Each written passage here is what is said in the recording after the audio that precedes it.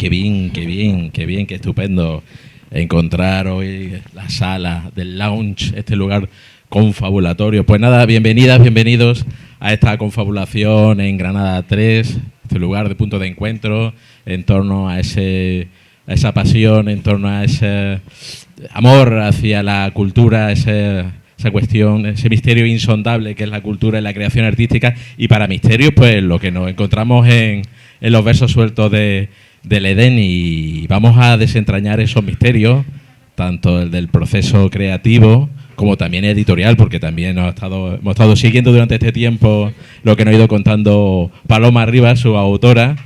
Y bueno, Paloma, muchísimas gracias por estar aquí con nosotros para presentar aquí en Nerja los versos sueltos del Edén. Un placer contar contigo.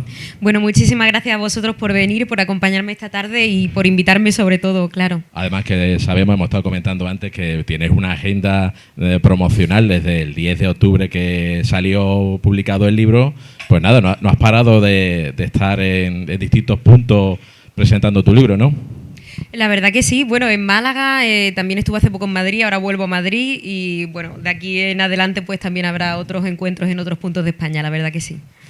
Pues antes de hablar y profundizar sobre esta tu primera novela, pues habrá alguien por aquí que no te conozca, ¿no? Bueno, antes de nada, en esta confabulación vamos a inaugurar una actividad que se llama la Ronda Confabuladora, que es, yo sé que muchas veces cuando preguntamos si alguien quiere hacer alguna pregunta, pues hay gente que es un poco tímida, y allí habrá una urna. Rita ahora irá repartiendo para aquellos que queráis, pues podréis anotar vuestra pregunta, y nosotros posteriormente, cuando ya terminemos de conversar, pues cogeremos de la urna 3 preguntas al azar. Podréis preguntar lo que vosotros, un poquito de educación y respeto, ¿no? Pero en torno al libro, pero que sacaremos 3 preguntas anónimas y tú las responderás, ¿de acuerdo? En la ronda confabuladora, cuando terminemos ya de conversar tú y yo.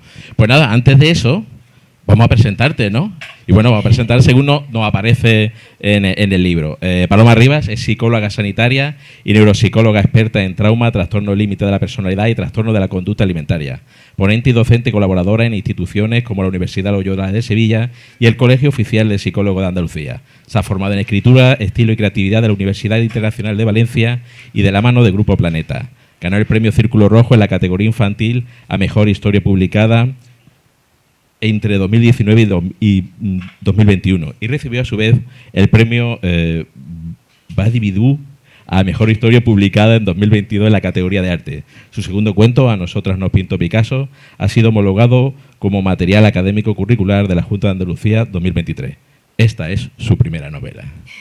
Pues hace 2 años, Paloma, estuvimos conversando contigo junto a Candela Mesa y Susana Rico. Sí, cierto. Y estuvimos hablando de tu faceta como escritora infantil. ¿Cómo ha sido ese salto desde la literatura infantil a los versos sueltos del Edén? Bueno, pues realmente esto ha sido como una especie de reto personal. Yo empecé a escribir un poco sin ninguna pretensión. A ver, escribo desde pequeña de forma amateur, pero el tema de los libros para mí fue una aventura sin ningún tipo de pretensión. Más que nada fue como una forma de intentar transmitir mis conocimientos del área de salud mental, pero a través de la cultura, a través del arte. Y por eso empecé a escribir cuentos infantiles relacionados con el mundo de la salud mental. El primero sobre prevención de trastorno alimentario en menores, el segundo sobre niños con neurodivergencias.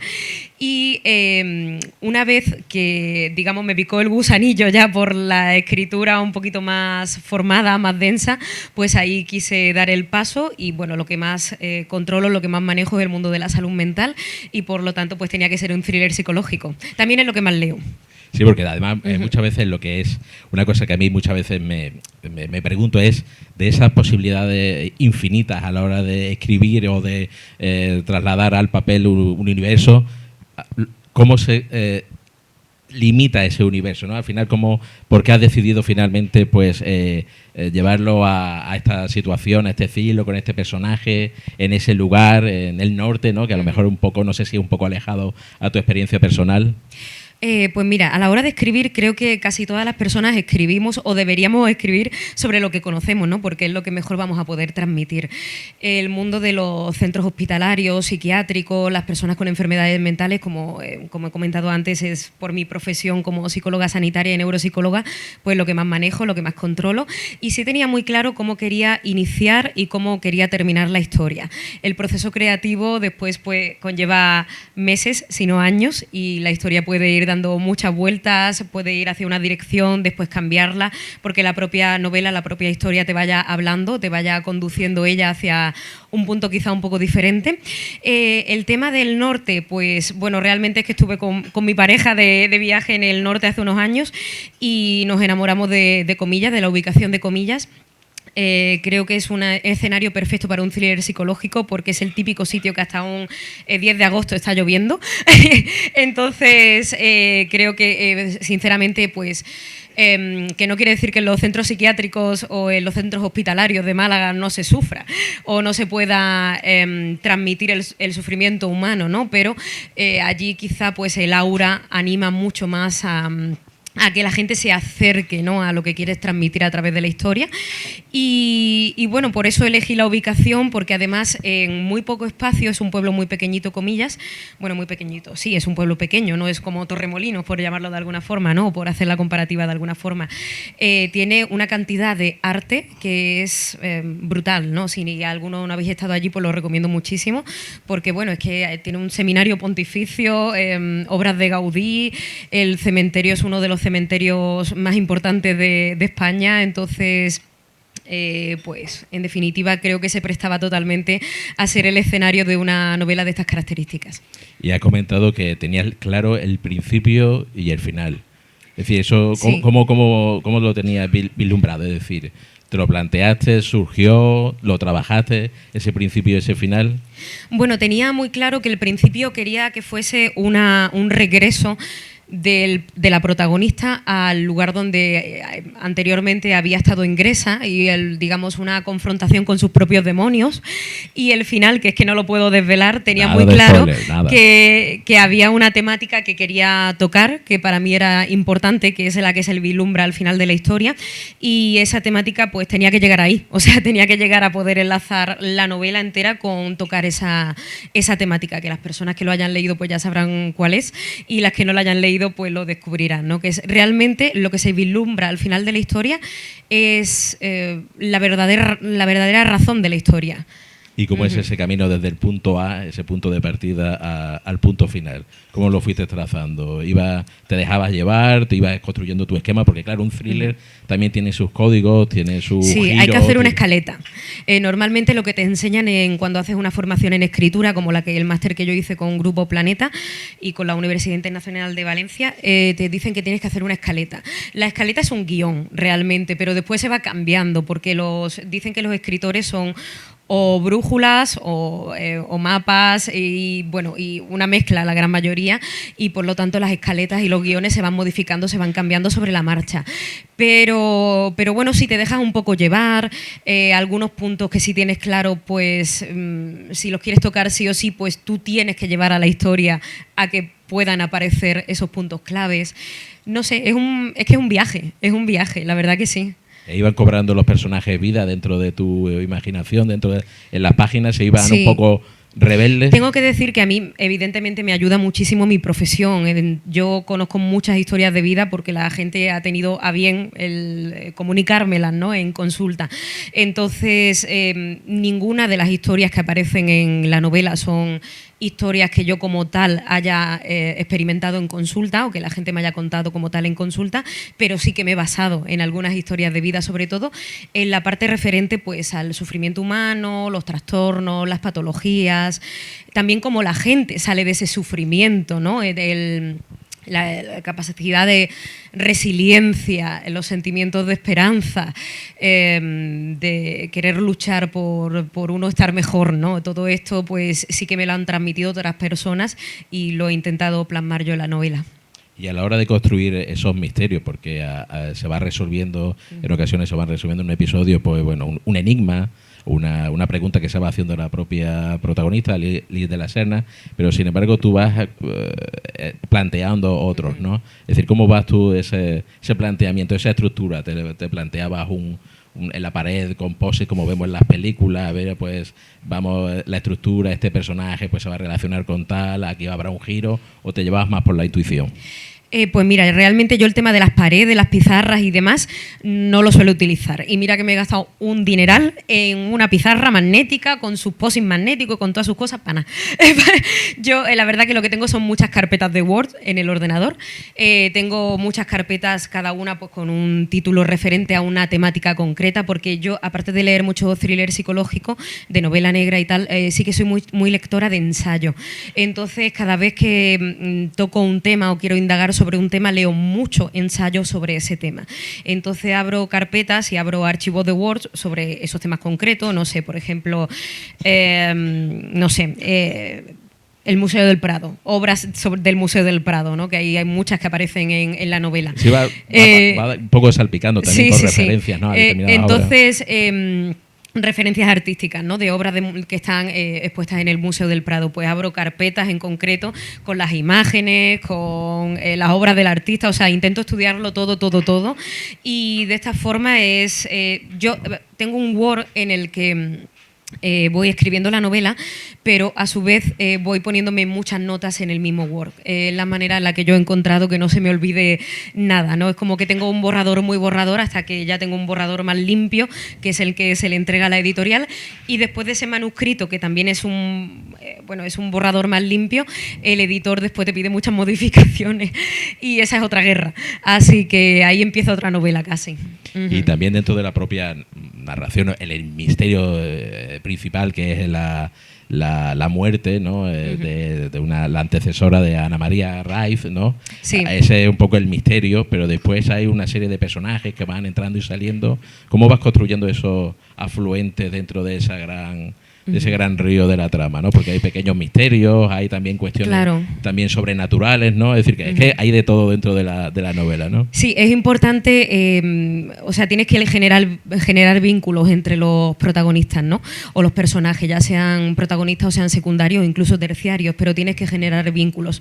Entonces, esto sí que es un poco un dolor de cabeza cuando estás creando la novela, ¿no? El qué vínculos son posibles entre estas personas, ¿no? Que podría ser veraz, porque sí que es importante que más allá de que es una ficción, de que es un thriller psicológico, de como tú bien dices, quizá tiene una parte un poco fantástica, ¿no? Igual que tiene el cine o igual que tiene otro tipo de arte, pero tiene que intentar ser lo más veraz posible para que cuando la gente termine el libro diga, bueno, no me han contado algo completamente ilusorio, sino que lo que me están contando es algo que podría llegar a pasar en la vida real. También las relaciones, también tocas, no sé si de una manera premeditada o eso, también el tema de relaciones o romances, ¿no?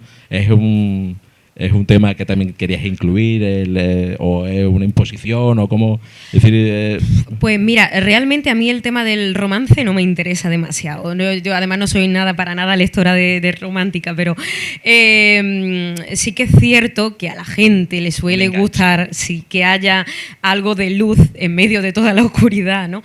Y también es cierto que algo que sí que pretendí hacer en la novela era mostrar muchos tipos de relaciones afectivas que no fueran las típicas relaciones afectivas de pareja y ya, ¿no? Hay muchos tipos de relaciones de amor. La protagonista, que es psicóloga, realmente quiere muchísimo a sus pacientes, o a su perra, o incluso a uno de al capellán, ¿no? de la historia, incluso aunque son personas tan distintas, y ella no casa con las creencias religiosas que sí que tiene evidentemente el capellán, pero aún así pues se aprecia muchísimo, tienen momentos en los que comparten intimidades, casi como un abuelo para ella, y bueno, eso, el generar como relaciones afectivas de amor, pero no del tipo de amor clásico al que todos estamos acostumbrados, ¿no? Que pensamos que a veces el único tipo de amor es el de la pareja, y es un tipo de amor válido, por supuesto, pero hay muchos más, ¿no? No sé si te me has comentado que tus referencias son el thriller psicológico, pero también hay un poco de de novela decimonónica, ¿no? Un poco en el estilo de, por decirlo de alguna manera, del folletín, porque estamos en una localización pues arquetípica, como puede ser un sanatorio, también con personajes también arquetípicos como son las monjas, que está últimamente de moda en el cine o la narración, ¿no? Las monjas, es decir, son elementos también que he utilizado y que están un poco anclados en la novela clásica del siglo XIX, ¿no? Sí, así más un poquito también tintes victorianos, ¿no? Sí, sí. Sí, la verdad que sí, sí, sí. Sí, tiene un poco de gótico, ¿no? Un poco de gótico y de los narradores, de los escritores góticos, la verdad que sí. Hay cementerios, ¿no? Hay cementerios, efectivamente, hay cementerios. Hay muchas sombras en todos los personajes, porque realmente algo que también quería transmitir con la novela es que no hubiera ni buenos ni malos, sino que hubiera personas simplemente que tenían, pues, no sé cómo decirte, que llevaban a cabo en algunos momentos conductas más positivas y en otros momentos conductas más negativas, ¿no? Ante la vida y ante ellos mismos. Pero sí que es cierto que es que a mí esas categorías de buenos y malos no me atrae demasiado, me parece bastante banal, y cuando leo algún libro en el que muy claramente hay como muy buenos y muy malos, digo, uff, esto no me atrae en absoluto, me aburre muchísimo, ¿no? Este tipo de el héroe clásico, no sé, esa ultra perfección de algunos personajes, algunos protagonistas, creo que está muy aislada de la realidad. Y un tema principal también es el de la salud mental, ¿no? Sí. Es decir, los personajes están un poco al límite o necesitan el apoyo, necesitan una asistencia, y en el sanatorio pues está la situación un poco al filo, ¿no? Pero todos los personajes están al límite. Sí, sí. Es decir, todos, incluso los que se supone que tienen que sanar a los pacientes, ¿no? Y esto también es una forma de mostrar y de humanizar a los, digamos, a los personajes que tienen en este caso, un rol de sanitarios. Porque es cierto que esto yo lo veo muchísimo en mi trabajo como psicóloga, neuropsicóloga, ¿no? Que muchas veces los pacientes creen que los sanitarios son, no sé, que con el título de ser médico, psicólogo, fisioterapeuta ya te dan también el título de la invencibilidad y que ya no somos personas. Y no, nadie está exento evidentemente del sufrimiento, del malestar, y todos podemos necesitar ayuda en un momento determinado de la vida, ¿no? Entonces era importante también vulnerabilizar a los personajes que son pues tanto eclesiásticos como a los que son sanitarios. Por ejemplo, aquí, no sé si hay una declaración, a ningún aprendiz de psicólogo le advierten de la posibilidad de experimentar emociones intensas con respecto a sus pacientes. Contratransferencia. Tampoco nos enseñan a solventarlas una vez que brotan sus raíces bajo la tierra de nuestro cerebro. Un trabajador de la salud mental deja de ser él mismo para ser en sus pacientes. De no ser así, no está haciendo su labor. Sí, es verdad. Es verdad, o sea, yo lo tengo clarísimo, y esto sí que es cierto que hay personas, ¿no?, que me han preguntado, gente muy joven que me ha preguntado, algunos pacientes incluso, que lo típico, ¿no? ¿Cómo es estudiar psicología? Estoy pensando en estudiar psicología, tal. Y hay que dejar muy claro que es una profesión muy dura. Ya no tanto difícil como dura para el propio psicólogo también, porque tienes que cargar, o sea, tú vas al trabajo sabiendo que el trabajo es un ámbito de guerra. Es decir, no vas, con todos mis respetos, a un lugar donde el día puede ser o mejor o peor y ya. Sabes que va a ir mal siempre. Entonces, porque vas a tratar y sobre todo si trabajas con pacientes de trastorno mental grave, que es mi caso. En mi caso, yo he trabajado muchísimos años con pacientes de trastorno mental grave y prácticamente sigo trabajando con este perfil, y no hay día en el que salgas de la clínica diciendo, uff, Dios mío, ¿de dónde he salido?, ¿no? Porque es que es un perfil de población muy, muy complejo, con unos trastornos muy graves. Y bueno, esto es el perfil de paciente que hay en este tipo de centro psiquiátrico que he reflejado en la novela, ¿no? Entonces, es verdad que cuando tú estás estudiando la carrera de psicología, nadie te dice en ningún momento que es recomendable que tú también vayas al psicólogo, como psicólogo, ¿no? Porque vas a necesitar ayuda, seguro, para poder sobrellevar tu trabajo con una cierta entereza y para realmente poder hacer bien tu trabajo hacia tus pacientes que están contratando tus servicios para las criaturas poder mejorar. Es que esto es así, y para estar bien para los demás, pues tienes que intentar estar medianamente bien tú mismo, si no es muy complicado. Porque además también la mente humana es un misterio, ¿no? Es decir, que cada persona es también un poco, no sé si lleváis a cabo como una especie de labor de detective, de investigador, donde vais descubriendo un poco las claves de un poco hasta encontrar la solución a ese enigma, ¿no? Sí que es cierto que dentro del campo de la psicología clínica lo que se hace mucho también desde consulta es investigación.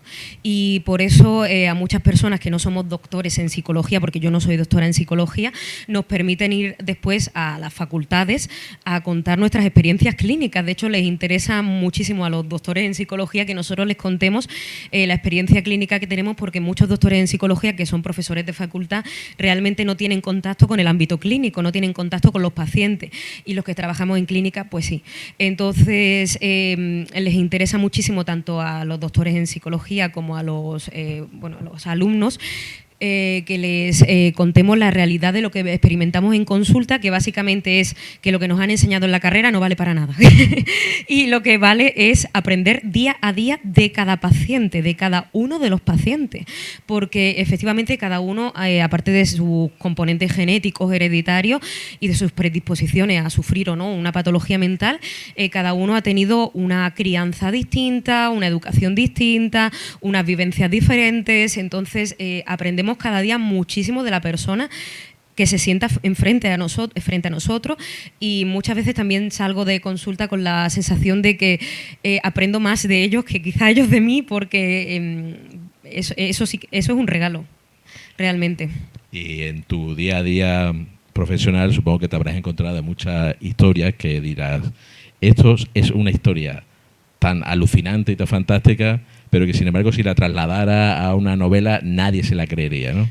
Totalmente, sí, totalmente. O sea, hay historias que son, bueno, historias y ya no que la gente no se lo creyese, sino también de personas que por desgracia tienen unas circunstancias vitales tan complejas que hay veces que yo pienso y digo, bueno, es que nos quejamos casi en balde, ¿no? Porque, con todo mi respeto, pero hay personas que tenemos pues dificultades de la vida cotidiana que las comparas con otras historias de vida y dices, Dios mío, ¿cómo puedo estresarme porque, yo qué sé, que se me haya roto la caldera en casa? Y hay personas que de verdad que es que tienen que luchar cada día contra un montón de circunstancias sobrevenidas que ni siquiera son, como te digo, puramente suyas, ¿no? Sino situaciones vitales muy difíciles, sí. A veces la realidad supera la ficción, y también sí que es cierto que algunas de las críticas constructivas que estoy recibiendo con respecto a la novela es que cuando la gente la lee considera que todo lo que se plasma en la novela, podría ser real. Y es cierto que es que casi todo lo que se plasma en la novela es verídico. O sea, yo te diría que no hay nada que no sea real, porque más allá de que es una ficción que he creado yo, pero todo es plausible. Sí, porque también a la novela muchas veces, a la vida, muchas ocasiones puede no ser una historia racional, es decir, las cosas ocurren muchas veces fuera de la lógica, ¿no? Y interviene mucho el azar, pero sin embargo en una novela, a la hora de construirla, supongo que habrás tenido en cuenta la lógica, lo racional, que el lector no se quede un poco diciendo, bueno, esto se la ha sacado totalmente de la manga, ¿no? El contexto histórico también, ¿no? Enmarcar la novela en un contexto histórico real. Y sí que es cierto que la novela toca ese tema que te he dicho antes, ¿no? El final, ¿no? El tema final, que realmente es el motivo de la novela, el motivo principal de la novela, pero que se descubre al final. Cuando tú te pones a investigar sobre esta temática, dice, es imposible que esto sea real. O sea, que hasta esta fecha haya pasado esto en nuestro país, es totalmente irreal, ¿no? O sea, no debiese haber sido jamás así, pero es así, es cierto, tristemente cierto. Sitúas la novela en los años, entre el año 2009 y 2010. Porque después hay unos flashbacks a un poquito más pasado, pero sí, más o menos. ¿Y por qué decide esa fecha concreta? ¿Porque está relacionada con el gran tema o...?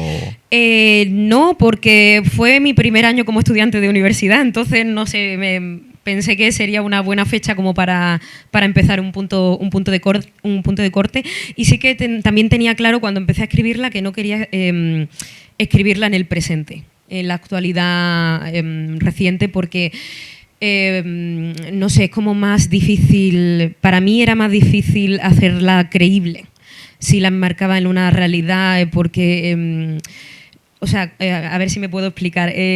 cuando el lector, ¿no? Por ejemplo, si vamos al año 2023, ¿no? Si llevamos al lector al año 2023, tú como persona, como humano, vas a analizar quizás lo que tú has hecho en el propio año 2023, lo que ha pasado en el país en el año 2023, lo que ha pasado en el mundo en el año 2023, y meter de repente una historia de estas características en un año en el que tú tienes muy reciente los acontecimientos, los eventos y demás.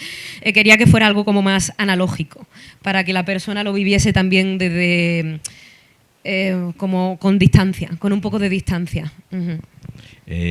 También, bueno, la novela, una cosa que también nos parece interesante es ese salto desde estar tú escribiendo una novela y el proceso de darla a conocer, porque en muchas ocasiones, bueno, pues hay propuestas de novela, cuánto se edita y cuánto se queda ahí en los cajones o cuánto se queda en los manuscritos. Uh-huh. ¿Cómo es el proceso de finalmente pues poder editar con Place Janés?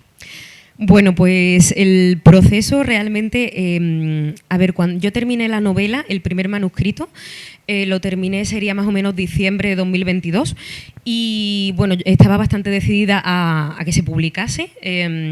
Incluso si no me lo cogía ninguna editorial, yo pensé en la autopublicación, porque lo que quería era que se publicase, ya que había hecho ese trabajo, que a priori lo había hecho para mí, pero digo, bueno, ya que lo he terminado, pues quiero que se pueda publicar.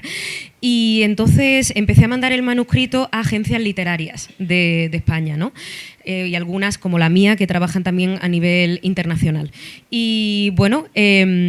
Tú lanzas, es decir, ¿cómo contactas con la agencia? Es decir, ¿tú tienes contactos previos? No, nada. O sea, yo empecé a buscar en internet cuál era la mejor manera de hacer llegar un manuscrito a una editorial, y entonces la recomendación siempre era pues a través de agentes literarios. ¿Qué hice yo? Pues hacer una especie de dossier con mi currículum como psicóloga y neuropsicóloga, de mi currículum como escritora, y mandar el manuscrito corregido por un corrector ortotipográfico. Esto sí es cierto que yo lo aboné previamente a una persona que me corrigiese ortotipográficamente la novela. Esto de forma totalmente externa, también lo busqué por internet a esta persona. Y bueno, una vez que ya estaba corregida y que yo hice mis currículums y todo esto, pues lo mando a diferentes agencias literarias, y de todas las que la mandé me contactaron unas cuantas. Una de ellas, que yo pensaba que jamás en la vida me iba a contactar porque era la que trabajaba con gente más importante, pues fue la que tengo ahora a día de hoy. Entonces, que se llama Book Bank Agency, y es una agencia literaria a nivel internacional que lleva a gente, por ejemplo, como a Joyce Carol Oates. Entonces, pues a gente muy, muy fuerte, ¿no? Como esta mujer que está nominada, una de las nominadas al Premio Nobel de Literatura, o sea que imagínate. Entonces, pues me cogió mi agente, que se llama Alicia González Sterling, y ella es medio española, medio británica. Y bueno, pues me aconsejó que hiciese un trabajo con la novela con un editor que me ponía ella desde la agencia literaria, para que todavía pues como que puliese más la historia. Durante más o menos el verano de 2023, que ya había yo firmado el contrato con la agencia literaria, pues estuve puliendo la historia, y para diciembre de 2023 fue cuando firmé el contrato con Penguin Random House, y en enero de 2024 me dijeron que me publicaba Place Janés. Ese fue un poco el proceso. Es decir, es un proceso largo, y la paciencia aquí pues tiene que ser tu aliada, porque como no seas paciente te vuelves loco completamente. Pero es un proceso largo, es muy curioso porque es un proceso muy largo para entrar en la editorial, pero una vez que estás dentro todo es muy rápido. De hecho, la segunda novela la tengo que entregar dentro de 7 meses. Entonces, es como una vez que ya estás dentro, todo es muy acelerado, todo es muy rápido y muy trepidante, y pasan los meses y es como te da la sensación de, no sé, que en realidad han pasado semanas en lugar de meses. Pero bueno, el proceso de acceder a Penguin ha sido este, y después, pues esto es como todo, ¿no? Va a haber editoriales o sellos editoriales que te digan que sí, otros que te digan que no, y dentro de los que te digan que sí, pues tu agente literaria pues te recomienda qué es lo mejor para ti como autor principiante y cuáles son las mejores condiciones y todo. Y sí que es cierto que el cribado es súper grande, porque nada más que en mi sello, me parece que mi editor me dijo que llegaban como unos 3.000 manuscritos al año, y que realmente de 3.000 manuscritos al año publican unos 30. al año de 3.000. Entonces es un cribado muy grande. La verdad que sí. Comentas que estuvo un editor trabajando en tu texto. ¿Cómo es eso de trabajar, tú que has estado escribiendo durante un tiempo, has estado dedicado, has estado volcando parte de tu vida o de tu experiencia, de tu conocimiento, y que venga alguien externo y te diga, esto tenemos que recortarlo, esto hay que trabajarlo, esto hay que darle un giro, esto hay que... ¿Cómo es compartir esa parte tuya propia de creación con alguien que en principio no conoces, ¿no? Pues mira, realmente a mí me ha gustado muchísimo porque aunque ellos no te conozcan, bueno, tú tienes por sello editorial tienes 2 editores. Tienes el editor jefe de diferentes sellos dentro de Penguin y después tienes el editor que te ha tocado en Plaza y Janés. Yo tengo como 2 editores, ¿no? Directos. Y es cierto que ellos no te conocen, pero conocen mucho sobre la literatura, mucho más que tú, aunque tú seas el escritor de la novela. Entonces, siempre te van a recomendar, siempre va a ser para mejorar la novela. Sí que es cierto que los cambios que te los piden o te los aconsejan para que después tú hagas el trabajo. Es decir, ellos no te cambian nada sin tu permiso. Esto también es importante saberlo, ¿no? Entonces, ellos no van a solicitar ningún cambio que tú después no supervises o no hagas. A veces sí que te van a solicitar cambios que tú quizás no estés demasiado de acuerdo al principio, pero después tiene un sentido y entiendes que tiene un sentido, quizá un sentido más de marketing, porque no podemos olvidar que estos son empresas y que están apostando mucho por ti y apuestan mucho dinero por ti para que esto se publique y se divulgue y se lleve a las librerías. Entonces, pues claro, ellos también tienen que estar contentos con lo que van a sacar. Pero lo que es el trabajo conjunto es bastante enriquecedor y sí que es cierto que los editores te tratan muy bien. Es decir, una vez que ellos es como una familia, entonces te tratan muy bien, en ningún momento hay exigencias, por llamarlo de alguna forma. Y cambia mucho porque siempre muchas veces uno cuando está escribiendo dice, ya tengo que darlo por terminado porque como sigue haciendo rectificaciones, modificaciones, uno mismo, ¿no? Es decir, la novela ya está terminada, tengo que terminar. No sé si ha sido un trabajo de hoy establecido una fecha o era un continuo hasta que en un momento determinado decidisteis, bueno, hasta aquí o ya estamos contentos. ¿Cómo es el punto final para decir, ya está listo para que los lectores lo lean? Pues hay una fecha final que es el proceso de galeradas, el proceso de galeradas es cómo se va a ver la novela antes de llegar a imprenta y en esa fecha, pase lo que pase, esa es la última fecha y lo que tengas hecho es lo que hay. Entonces, ya después puedes hacer modificaciones en una segunda, tercera, cuarta edición, siempre se pueden hacer modificaciones de esa galerada, pero cuando te ponen la fecha de la primera galerada, de la entrega, pues yo que sé, en mi caso fue en junio, no en junio, sí, creo que fue en junio de este año, no me acuerdo bien del día, pero fue más o menos final de junio de este año. Esa era la fecha que había y era la que había y punto. Es decir, como fuese, allá fue. Y ya está. Pero es bueno tener una fecha final porque si no, como tú bien dices, estaría dándole vuelta al manuscrito siempre. O sea, llega un momento en el que estás como obcecado en el texto hasta el punto de que vas buscando cuántas veces has repetido un mismo adjetivo en el texto. Entonces, tienes que parar.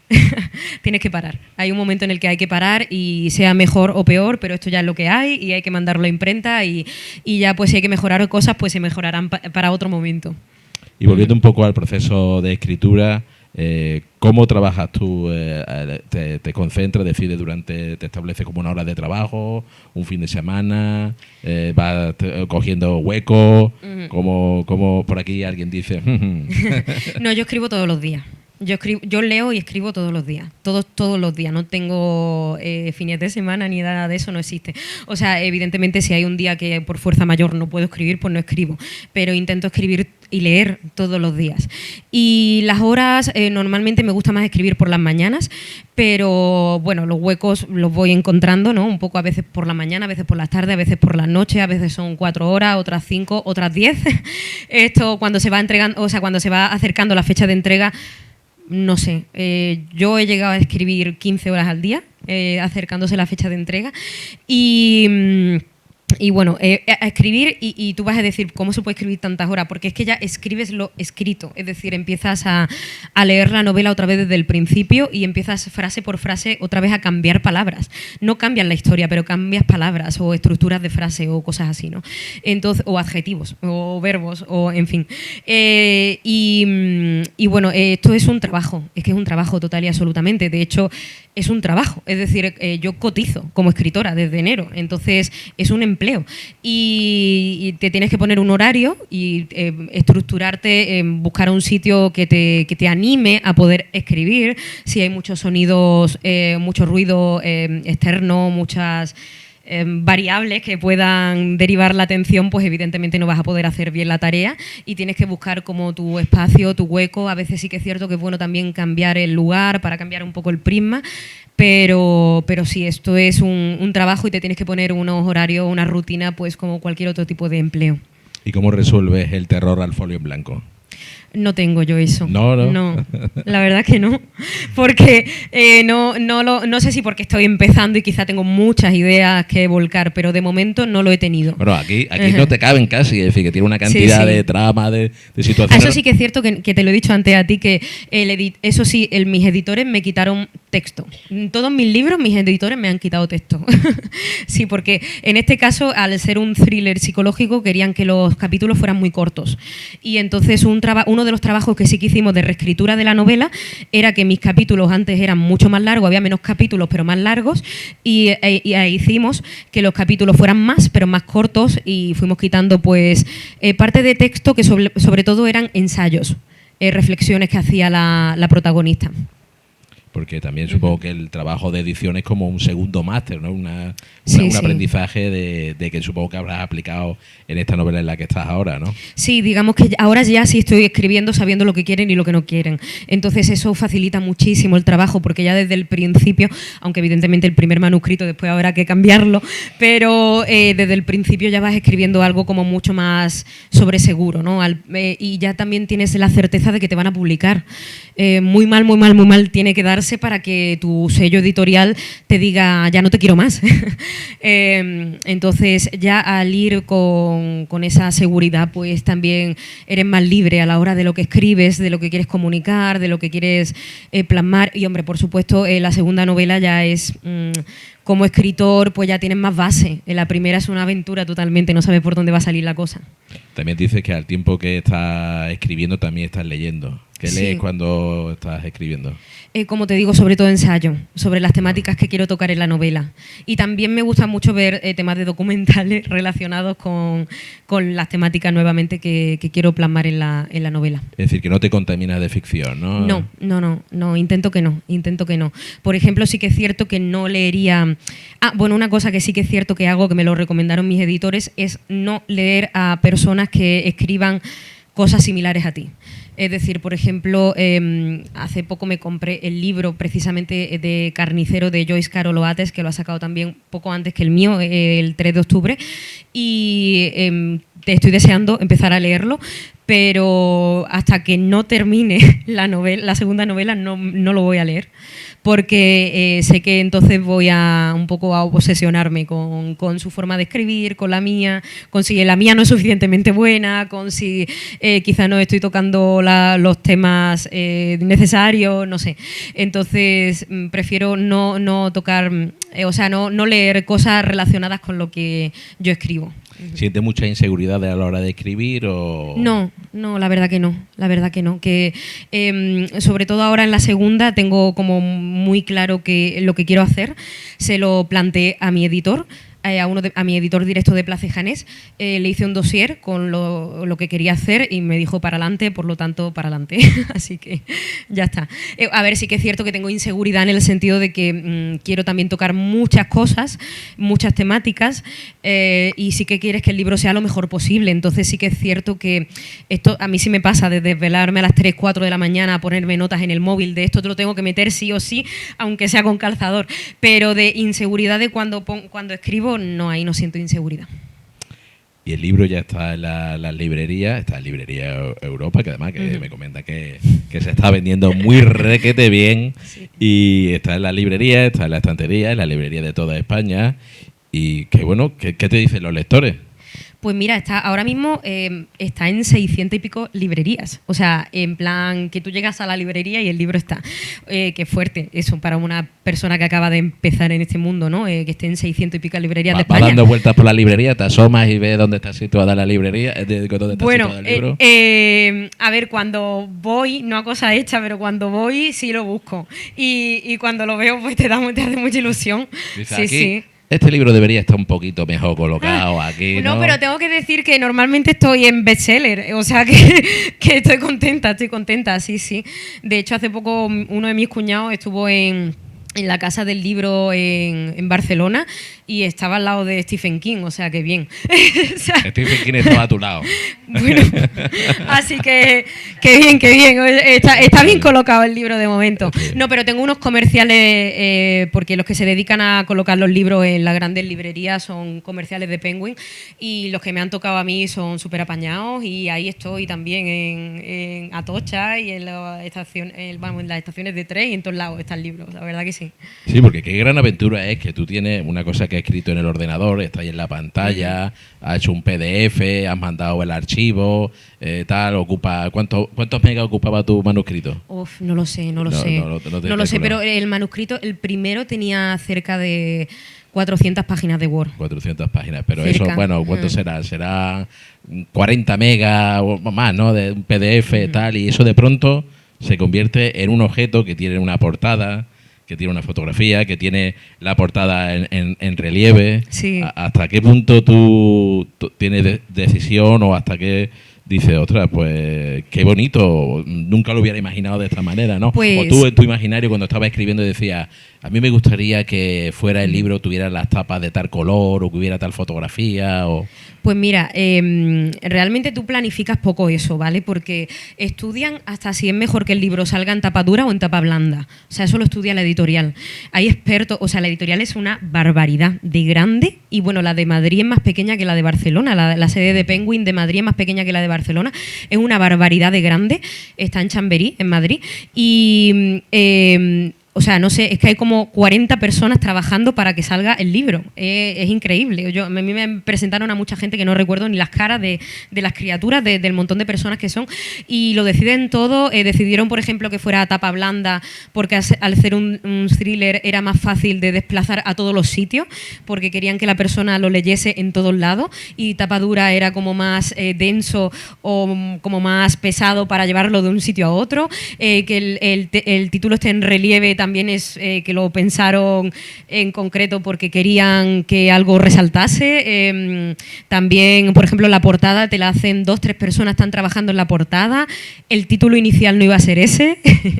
De hecho, me propusieron un título que no me gustó nada, que ahí sí me peleé con mis editores y que les dije que con ese título no salía. ¿Se puede decir cómo lo titulaste tú o eso es top secret? Sí, mi título inicial iba a ser Indomables. Indomables. Sí, pero no le gustó nada. No les gustó nada. Decían que era lo que menos les gustaba de toda la novela. Entonces, no. Y después el que ellos me propusieron, pues no me gustaba a mí. Y bueno, y después pues salió este, que no sé ni cómo salió, pero salió ahí un poco a bote pronto entre mis editores, mi agente literaria, yo también pues fui la que al final propuso el título. Y bueno, le sonó un poco a los renglones torcidos de Dios, le gustó y pa'lante. Sí, porque hay sanatorios, hay... Sí, que la historia no tiene nada que ver, sí, porque quien la lea, pues quien haya leído también Los renglones torcidos de Dios se dará cuenta de que la historia no tiene nada que ver una con la otra, pero la aura quizá de centro psiquiátrico, pues sí, ¿no? Y me has comentado también que has tenido en esto de tiempo contacto con los lectores, ¿no? Sí. Lecturas, encuentros. Sí, ¿Qué relación o qué comunicación tienes por parte de los lectores? Pues bueno, la verdad que la gran mayoría de las reseñas son súper positivas, a la gente le está gustando bastante. Se está vendiendo, me consta desde la editorial que se está vendiendo muy bien y bueno, después evidentemente esto es como todo, ¿no? Habrá gente a la que le guste más o menos, el mundo del arte es así. Hay gente a la que, no sé, le gusta Picasso y otros la aborrecen, entonces esto es, no sé, súper subjetivo. Pero la verdad que el feedback de momento está siendo muy bueno. Es un mundo esto también, porque se reciben también muchas críticas de gente que a lo mejor tiene ciertos celos, envidia, personas que no han podido publicar en este tipo de editoriales y, en fin. Sí, esa pregunta, hay de todo. Esa pregunta de ¿por qué tú y yo no? Sí. Sí, y realmente que tampoco tú la sabes responder, porque efectivamente pues no tiene por qué ser el manuscrito de otro ni mejor ni peor que el tuyo, pero pues no sé, tienen que pasar un cribado y esto es así. Hay otras personas que eligen por ti que esto sea así o no. Sí, porque también estábamos comentando el tema de la apuesta que hace la propia editorial, que sí. es algo que a ti en cierto modo se te escapa, ¿no? Siguiéndote por redes sociales o siguiendo la propia Plaza Janeo Penguin, sí. Es decir, ves ahí el trabajo que hay detrás de una editorial y de un grupo como el Penguin Random, claro, ¿no? Claro, y además que tú no, como escritor no decides nada, porque sí que es cierto que, por ejemplo, en el caso de un escritor que acaba de llegar a una editorial de estas características, la primera tirada, por ejemplo, que le suelen hacer a la novela suele ser de 3.000, 4.000 ejemplares. La mía ha sido de 8.000, la primera tirada. Entonces, yo no decido que mi tirada sea más grande. Eso para mí es bueno, pero a lo mejor no, o sea, en este caso parece que está siendo bueno, pero podría haber sido un piciazo, porque también es cierto que si la tirada de un autor que acaba de llegar, la primera tirada es grande o más grande de lo que suele ser, que en este caso es casi el triple de lo que suele ser, y no se venden, pues claro, el que te queda con los ejemplares en tu casa, o sea, sin vender, ¿no? Por así decirlo, bueno, con tu ejemplar en la casa, no te quedas con los ejemplares en la casa, eso los tiene la editorial, ¿no? Pero digamos se quedan en el almacén, ¿no? Y si no se pueden sacar los ejemplares, es un riesgo para la editorial. ¿Y tú cómo vives esa promoción? ¿Cómo la sientes? Pues, hombre, muy agradecida y muy feliz, y la verdad que cada vez que me llaman es para darme una buena noticia, entonces pues muy contenta. Además que tú también eres bastante activa dentro de las redes sociales a la hora de promocionar, sí, publicitar y comunicar tu trabajo, ¿no? Sí, porque no te queda otra. A mí realmente las redes sociales no me gustan, pero bueno, tienes que hacerlo de alguna forma, ¿no? Tienes que mostrar el producto, porque volvemos a lo mismo, esto es una empresa y si no muestras el producto pues es más complicado. Y toda esta situación que estás viviendo, ¿cómo se refleja en la escritura de tu actual novela, de la que estás preparando? ¿Te refieres a si me genera algún tipo de presión? O... Sí, presión, vale. También de tensión, o si también te alivia un poco. Dices, bueno, yo ya he publicado una novela, para muchas personas eso sería a lo mejor la meta vital. Yo ya he publicado una novela con una gran editorial y yo ya, en ese sentido, ya he cumplido conmigo. O si ya, pues tus siguientes proyectos literarios pues son más ambiciosos, son más cautos. Bueno, la segunda novela es más ambiciosa, sí. Es más ambiciosa que la primera, porque ya, digamos, como que me estoy permitiendo hacer más cosas de las que hice con la primera. Entonces, sí que tengo miedo a que sea un retroceso, a que cuando después la gente la lea diga, pues no me está gustando. ¿Ambiciosa o me gustaba más. ¿En qué sentido? Más compleja, ambiciosa en el sentido de más compleja, de más trama, más personajes, más ubicaciones, más investigación, algo así, ¿no? O sea, la segunda va a ser una mezcla entre thriller psicológico, pero también novela de aventura, quizá un poco, por hacer un símil que todo el mundo pueda... que sepa el código Da Vinci, ¿no? Algo así, algo estilo el código Da Vinci, pero con thriller psicológico. Entonces, claro, es más complicado. ¿Hay conspiraciones en tu siguiente...? Algo así. Porque bueno, aquí se apunta a algo, pero no termina tampoco, no es una conspiración Bueno, eso, lo que apunta en esta novela es una conspiración mundial, y que se sigue haciendo. Lo que pasa que no se habla de esto, es como, no sé, igual que no se habla de la cantidad de desaparecidos que hay en España, por ejemplo, y que personas que nunca más aparecen, ¿no? Es decir, desapariciones extremas, personas que nunca más aparecen y nunca más se sabe de ellas, que es que no hay ningún tipo de registro de dónde pudieron estar, ni si los ha captado una cámara, ni nada así. Y la temática que sale aquí, pues es una temática de la que tampoco se habla demasiado. Sí se ha hablado y se han hecho películas, y se han hecho series y se han hecho un montón de cosas, pero no es lo que más suele salir. No es de lo que más se habla. Y sí que es cierto que esa temática, por ejemplo, la Iglesia, que es la primera, bueno, una de las entidades, ¿no?, que se ve inmiscuida, no se ha pronunciado demasiado a día de hoy. Entonces ha evolucionado muchas cosas, que es maravilloso, y parece que cada vez más progresista en algunos aspectos, ¿no? Más tolerante con la vida real de las personas, ¿no? Y más cercana a los seres humanos, que además debiese ser así, ¿no? Porque esto es una religión es a priori para las personas, ¿no? Entonces, esta temática en concreto pues no les conviene sacarla demasiado. ¿Y cómo influye la literatura en tu trabajo como psicóloga? Es decir, como psicóloga, tú vuelcas tu experiencia escribiendo, sí. Pero la escritura, ¿cómo te influye o cómo te...? Pues mira, realmente es que yo no encuentro demasiada diferencia entre el trabajo de un psicólogo y el trabajo de un escritor, en el sentido de que trabajamos con la palabra. Así que, de alguna forma... lo que la escritura, ¿no? O la lectura es algo que se puede llevar totalmente a la práctica clínica, y de hecho hay muchas técnicas en la práctica clínica como psicólogo y neuropsicólogo que conllevan el trabajar con aspectos más artísticos, ¿no? No sé, es decir, por ejemplo, cuando la terapia MDR, que es una terapia, digamos, un poquito así como hipnosis clínica, que no es lo que se ve en la tele, ¿vale? No es lo que se ve en la tele. Es una estimulación bilateral de los hemisferios cerebrales, ¿no? Pero una especie de hipnosis clínica, por llamarlo de alguna forma, uno de los primeros pasos que hacemos para sugestionar de alguna manera al paciente es el establecimiento de un lugar seguro a través de la escritura de ese lugar seguro, ¿no? Entonces el paciente tiene que describir con pelos y señales cuál sería su zona de confort, por llamarlo de alguna forma, o si la persona no tiene una zona de confort, porque hay personas que no tienen una zona física, pues un recuerdo, otra persona, una mascota, pero algo que le ayude a sentirse bien, porque tienen que tener como un anclaje cuando se estén disociando, cuando los conducimos al trauma. No sé si se ha entendido muy bien lo que quiero decir, ¿no? Pero es como una especie de rescate, ¿no? De lugar de rescate o de recuerdo de pensamiento de rescate para cuando la persona la hayamos llevado a disociarse, que es a eso prácticamente a lo que la llevamos, a perder el control sobre sí mismo.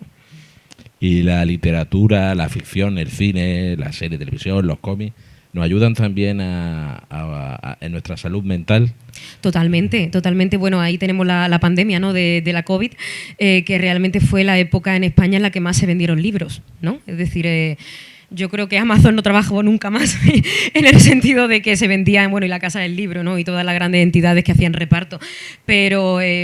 pues ahí está, ¿no? el mayor ejemplo, es decir, la gente necesita acudir al arte cuando está mal emocionalmente, ya sea el tipo que sea de arte, ¿no? Es decir, la literatura, el cine, no sé, pintar, cualquier tipo de arte. ¿Y hay alguna novela, película que sirva especialmente para ayudarnos a superar trance? Hay mucha gente que dice, pues mira, el momento de Cantando bajo la lluvia, eso me resuelve muchos momentos chungos, muchos momentos conflictivos. ¿Hay alguna novela, película que tú utilizarías como ejemplo para, en un momento complicado, léete o ve tal película o tal serie? Pues yo creo que eso es muy particular, ¿no? Porque depende un poco de lo que busque la persona y de las características de la persona, ¿no? Es decir, si hay alguien que se evade, por ejemplo, leyendo o viendo comedia, pues adelante.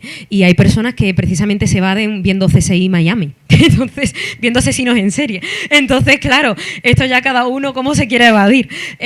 Pero no sé... hay un elemento común mucho, ¿no? En el imaginario yo creo que la fantasía, popular, ¿no? Quizá, un poco, la fantasía. Yo creo que esto además como adultos nos reconforta mucho, ¿no? El poder acercarnos al mundo de la fantasía, que la fantasía tiene mucho menos de fantasía de lo que al priori es, ¿no? Porque en fantasía pues también se habla o se tratan temas humanos como el amor, el desamor o vicisitudes de la vida cotidiana, ¿no? Pero bueno, a lo mejor es un orco el que te lo presenta en lugar de un fontanero. Pero en definitiva que la gente, cada uno se va de como buenamente puede o como cada uno quiere y bueno, esto ya me parece muy particular, pero creo que el mundo de la fantasía, por ejemplo, sí que es, no sé, reconfortante a veces para salir un poquito de esta realidad. La evasión. Sí. Pues si no te parece mal, no estará. Podemos empezar ya nuestra ronda. Hay preguntas por ahí, hay unas cuantas preguntas en la ronda confabuladora. Sí, viene, vamos a ir colocando ahí. Bueno, sí, ahí vamos pasando la urna, podéis soltar vuestra... sí, vuestra... Las preguntas son anónimas. Anónimas, ¿eh? No vamos a regañar a nadie. No hay nadie pregunta por ahí. A lo mejor sois más clásicos, ¿no? Y queréis... Pero bueno, ahora vamos a ver... vamos a pasar ahora primero con la ronda confabuladora y después, bueno... Sí, vamos a eso, porque esto es, bueno, un poquito de sorpresa, ¿no? También, ¿no? Sí, totalmente. a ver qué tal. Esto es una prueba que vamos a hacer para que, bueno, siempre hay gente que... Alguien quiere preguntar y todo... Siempre hay una primera vez en la vida para todo. Están todos cohibidos y eso... Pues entonces, eso, mientras tanto se vamos recogiendo las preguntas, también el tema de eso, de la promoción. Había algo que me habías comentado algo para esta Navidad que se llama Bookies. Sí. Bookies, ¿no? Las cajitas Bookies. Las cajitas Bookies. Sí. Cuéntanos un poco esa acción promocional. Bueno, pues efectivamente es una acción promocional bastante potente porque se vende en todos los países de hispanohablantes, no solo en España, y son cajitas sorpresa. Lo que pasa es que yo aquí os estoy desvelando la sorpresa, pero son cajitas sorpresas que bueno, la gente pues a través de la página esta de internet que se llama Bookies recibe pues los que están suscritos, las personas que están suscritas y el que no también puede solicitarlo, que le llegue una cajita sorpresa, por ejemplo, de thriller psicológico, de la colección de Vicio, que se llama en este caso, que le llegue a su casa y bueno, en este caso en diciembre, que además es el mes del año en el que más se vende, pues les van a llegar a los versos sueltos del Edén con muchos regalitos, no solo la novela, te llegan pues, por ejemplo, una lista de música de Spotify asociada a la novela, también pues una libreta de notas, marcapáginas y otros regalitos. Secreto, ¿no? Esto es secreto. Bueno, yo es que no sé las cosas que van en la caja. O sea, yo ni siquiera lo sé. O sea, sé los tipos de productos que suelen meter, pero no sé realmente lo que va porque ni siquiera a mí me lo han dicho. Y lo único que sé es que la caja sale en diciembre y que tú voluntariamente la puedes comprar. Otras personas están ya suscritas y les llega directamente a su casa. Se han ido 600 novelas firmadas a Bookies para repartir por el mundo. Y bueno, la sorpresa que me dieron a mí principalmente fue que soy la única escritora de Plaza y Janés que tiene una novela de una caja literaria de estas características, porque normalmente suelen salir estas cajas literarias para la gente muy muy fuerte como Isabel Allende o Juan Gómez Jurado o yo que sé, Santiago Posteguillo, y claro que una persona que ha escrito su primera novela tenga una caja de esta, pues es, mi editor no se lo creía. Era como en plan, no, porque claro, esto es como que la empresa ha llamado a la editorial para contratar el servicio. Ajá. Entonces ni la propia editorial se creía que esto estaba pasando. Ajá, otra, pues sí, es guay. Pues estupendo. Pues mira, aquí tenemos, a ver, venga, coge tú una. La que sea. La que sea, sí, ahí, venga, esa misma. No. Bueno, pues venga, ahí, a ver cómo va esa caligrafía. Ostras, ya he escrito una Biblia, ¿eh? Bueno, pues léela, o sí. Léela. Es que no entiendo muy bien la letra. A ver, yo soy especialista porque como no entiendo ni la mía. A ver, ostras. Ostras. Bueno, a ver, venga, ¿es esta una novela de atención al poco interés e importancia que tanto social, familiar, sanitaria le están dando? ¿Es penoso para ti escuchar que la salud mental está de moda? Uy, me persigue esa frase. Te persigue. Vale, yo, mira. Fue un titular, ¿no? Entonces, sí, en Diario Sur, sí. Bueno, a ver, yo tengo que decirte una cosa y es que cuando yo, voy a ponerlo un poco en contexto, cuando yo terminé la carrera de psicología, una de las opciones que tenía era estudiar el PIR para ser psicóloga clínica en el ámbito público y me di cuenta de que es tan nefasto el servicio que pensé que era casi y esto a lo mejor va a ser un poco fuerte lo que voy a decir, pero me parece casi un insulto a los pacientes que se dé ese servicio. Y no por parte de los psicólogos lo quieren hacer bien. El problema no es de los psicólogos que trabajan en la pública, el problema es del sistema. Es decir, el insulto es del sistema a los pacientes e incluso del sistema a los psicólogos que trabajan en la pública. Porque lo que no puede ser es que haya un psicólogo no puede ser ni para el psicólogo ni para los pacientes que haya un psicólogo para 100.000 personas. O sea, es que, ¿cómo te lo comes? Es que no puede ser, no puede ser. Y que seamos además el primer país de Europa en recibir terapia psicofarmacológica. Es decir, estamos drogados todos, porque estamos todos drogados, pero sin embargo no tenemos derecho a que nos escuchen. Entonces, no sé, ahí hay que plantearse algo. ¿Y tú crees que estamos en una situación, también se comenta, por la relación que mantenemos con el móvil, con las relaciones sociales, con las redes sociales, es decir, estamos en una situación un poco apocalíptica en la relación con la salud mental? Estamos, no sé, a ver, con respecto a lo de, por ejemplo, de que esto se haya convertido en una moda, ¿no? Sí. Cuando los psicólogos decimos que está mal que la psicología se haya convertido en una moda, nos referimos a que parece que esto es como un producto de marketing. Y la psicología, la salud mental no puede ser un producto de marketing, no puede ser algo que se haya puesto de moda como los pantalones campana y ahora pues esté como guay ir al psicólogo, pero realmente a nivel social no se hagan mejorías para que la salud mental de la población esté mejor.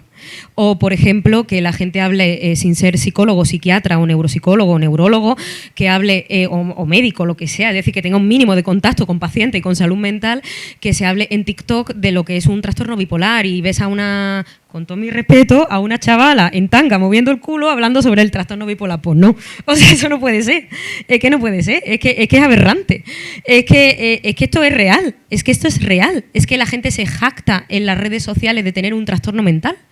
Es que yo veo a gente en las redes sociales que te ponen, por ejemplo, en su descripción de la red social, yo soy TDAH, esquizofrénico y no sé qué, disfruto así la vida. Y tú dices, a ver, si tienes todo eso, yo qué sé, no puedes disfrutar así la vida, ¿no? O estás insultando tú a la gente que realmente tiene ese problema o tienes un problema de verdad, pero no sé qué tipo de problema es. Entonces, es difícil ese tema, porque está bien que se hable de salud mental, por supuestísimo que sí, está bien que todos conozcamos e identifiquemos los trastornos, pero no se puede vulgarizar, no se puede vulgarizar o banalizar al nivel en el que se está banalizando. Bueno, no sé si he respondido a tu pregunta.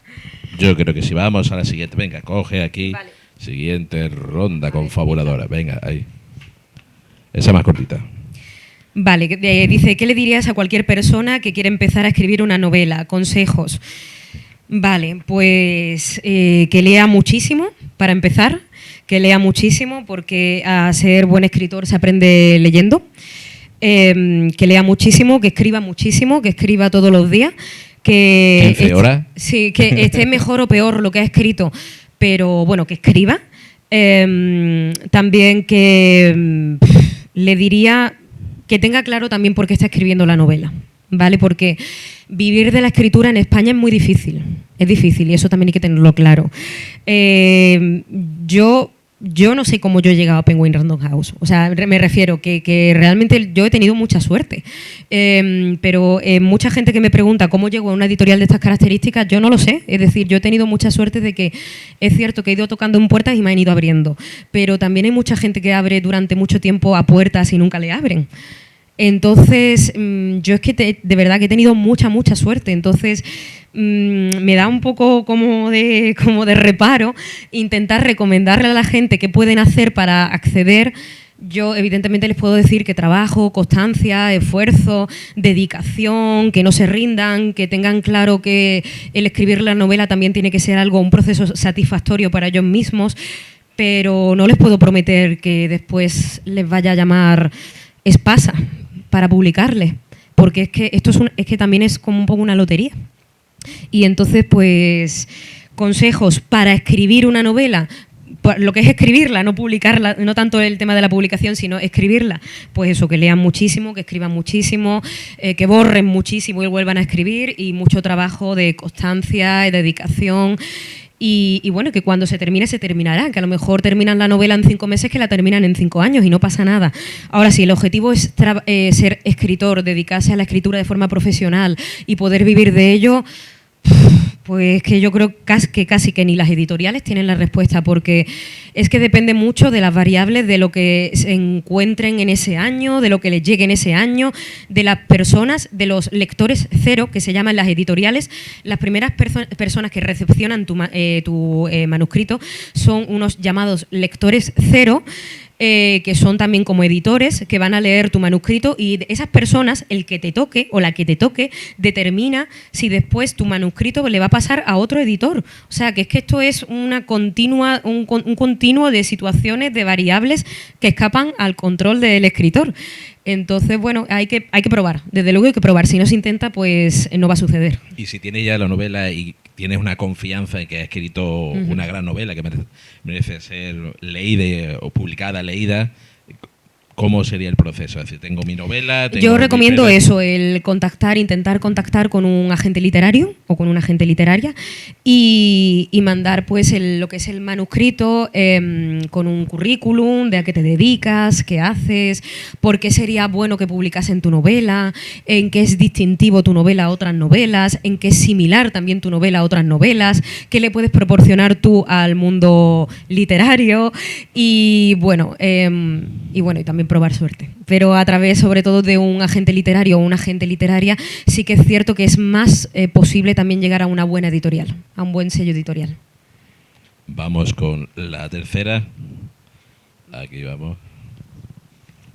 Vale, está más cortita. Venga, muy bien. Dice, ¿tienes algún artista referente para inspirarte en tus novelas? Vale, artista en general. Bueno, pues en esta novela me he inspirado muchísimo en la obra de Goya, en concreto en las pinturas negras de Goya, que están expuestas en la sala 67 del Museo del Prado. y bueno, Goya, por ejemplo, la oscuridad de Goya me ha ayudado mucho a crear esta novela, sí, muchísimo. Ahora, si estamos hablando de un artista, de un escritor, pues... algún escritor femenino español, Almudena Grandes, por ejemplo, me gusta mucho. Alguna escritora, en este caso que he dicho escritor, y no sé, alguna de la tierra, María Zambrano también, pero bueno, es que tengo muchos referentes porque además leo cosas muy variadas, pero como artista general, pues Francisco de Goya, por ejemplo. Buen referente. Y vamos a hacer una más, ¿no? Una más, sí, venga. Vamos a ver con cuál... Esa es larga. Vale, dice, como psicóloga, ¿cómo haces cada día para que las historias de tus pacientes no salpiquen a tu vida personal? ¿Te llevas un trocito de cada paciente a casa cuando la jornada acaba? Pues bueno, a ver,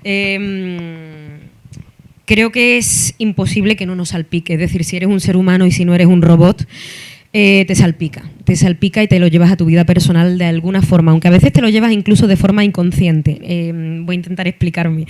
A mí me ha pasado muchísimo que yo, por ejemplo, he reaccionado a historias muy fuertes de mis pacientes en sueños. Es decir, es como me han contado a lo mejor una historia súper densa, como puede ser que a una paciente mía la han violado, y yo he puesto como un muro muy grande entre esa historia y mi vida personal. He intentado que esas verbalizaciones o ese discurso no se venga conmigo, pero después esa noche he tenido una pesadilla con que a alguien que conozco lo estaban violando. Entonces... es que es muy difícil. Es que, mira, el cerebro tiene muchos sistemas perceptivos, uno de ellos el auditivo, y estamos continuamente recibiendo información. Incluso evidentemente no somos conscientes de toda la información que estamos recibiendo.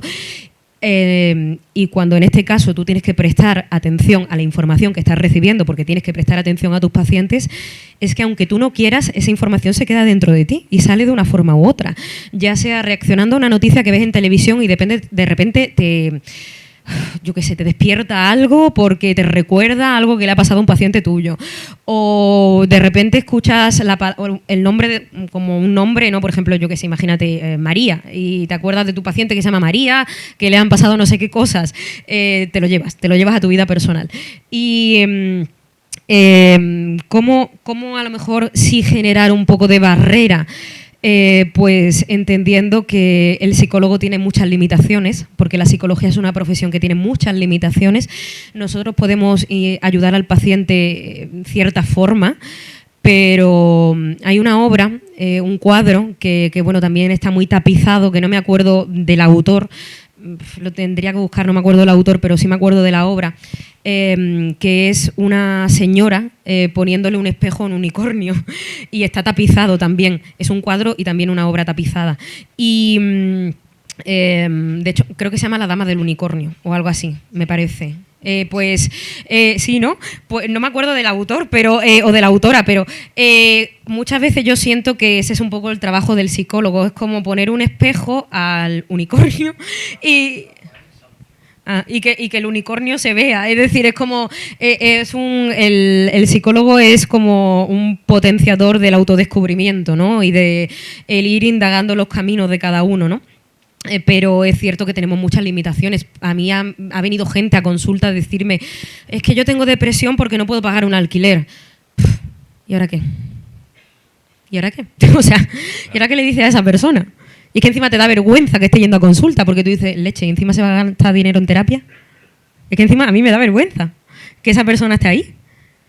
Es que me da vergüenza. O gente que a lo mejor te dice, pues mira, yo es que humanamente he tenido que no llevar a mi hijo a no sé qué cosas para poder estar hoy aquí contigo, es que te mueres. O sea, es que son ese tipo de realidades. ¿Y qué haces con eso? Es que encima no puedes hacer nada, o casi nada más que escuchar a la persona, acompañarla, validarla, darle un abrazo y decirle ojalá que te vaya muy bien. Pero es que es muy difícil. La psicología es una profesión que tiene muchas limitaciones y bueno, pues eso, hay que, quizá como psicólogo hay que aprender a poner esas barreras entendiendo que tú puedes hacer lo mejor que puedas o intentas hacer lo mejor que puedas, pero hay muchos puntos a donde no puedes alcanzar. ¿Y esas barreras te las aplica también a la hora de escribir? ¿Te autocensuras o te sientes a la hora de escribir, de escuchar, de vivir, de trabajar esas historias, esas situaciones? Después te censuras a la hora de escribirlo, bueno, no sé si la trasladarás directamente, pero ¿te censuras a la hora de escribir o tú escribes libremente? A la hora de escribir no, ya para eso me censura mi editor. Pero no, yo no me censuro, yo de entrada no me censuro. Lo que pasa es que sí que es cierto que intento escoger palabras que no sean... A ver, que cuando la gente lea el libro no coja una depresión. A ver si me explico. Entonces, si intento escoger palabras que, por ejemplo, si se habla de temas duros, como puede ser pues una agresión sexual, pues intentar plasmarlo de una manera que no sea muy burda para la persona que lo está leyendo. Eso sí que es cierto. Venga, yo es que le he cogido el gusto a esto, me está ¿Una gustando. Más? Venga. Venga, a ver si cogemos una en alto, una alegre. Venga, a ver. ¿Habéis escrito alguna pregunta alegre?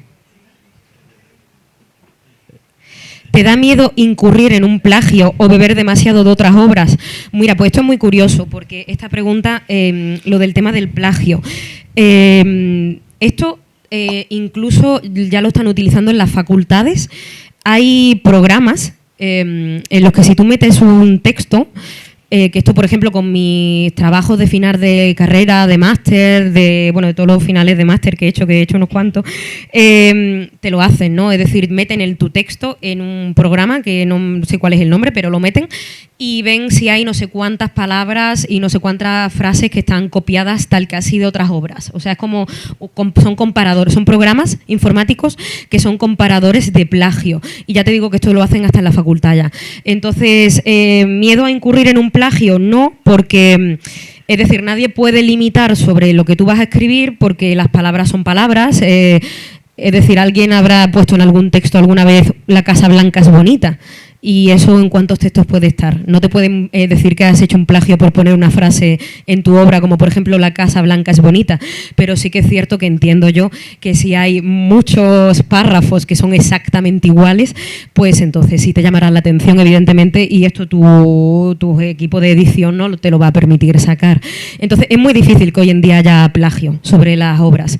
Y que te contaminen, pues por eso precisamente te recomiendan que no leas obras similares a la tuya o a la que tú estás escribiendo durante el tiempo en el que tú estás escribiendo la novela, porque si lees mucho, te empapas mucho de de autores similares a ti o de obras similares a las que estás escribiendo, pues sí que es cierto que a lo mejor consciente o inconscientemente te vas a llevar información o vas a volcar información de una obra a otra. Pero el tema del plagio es verdad que esto es algo que está ya muy, muy controlado. Mira, no hemos hablado todavía, bueno, lo dejaremos en otro momento, que estamos ya muy pesados con el ChatGPT ¿sí? Y con la inteligencia artificial y eso, así que nos quedamos con tu obra, con los versos sueltos del Edén, con la promesa de que ya pronto tendrás la segunda novela, sí, ya nos irás adelantando, estaremos pendientes y nos irás contando tu proceso editorial. Nos alegramos mucho de que hayas estado aquí con nosotros presentando, contando, compartiendo tu aventura creativa y el proceso editorial, que seguro que a muchos habrá descubierto un mundo que no conoces. Así que muchísimas gracias, Paloma, por estar aquí con nosotros. Pues muchísimas gracias a vosotros y por aguantar toda la retaíla esta. Así que muchísimas gracias, de verdad que sí. Y ojalá que os haya gustado mucho a los que la habéis leído y a los que pues todavía no la habéis leído, pues que os guste o por lo menos que os aporte algo. Si no es totalmente de vuestro agrado, pero por lo menos que os haga pensar y que os aporte algo, que eso ya también es interesante. De hecho, dicen que el arte no tiene que gustar, sino que tiene que sacudir. Así que, pues eso, que os sacuda un poco. Pues eso. Muchísimas gracias, Paloma.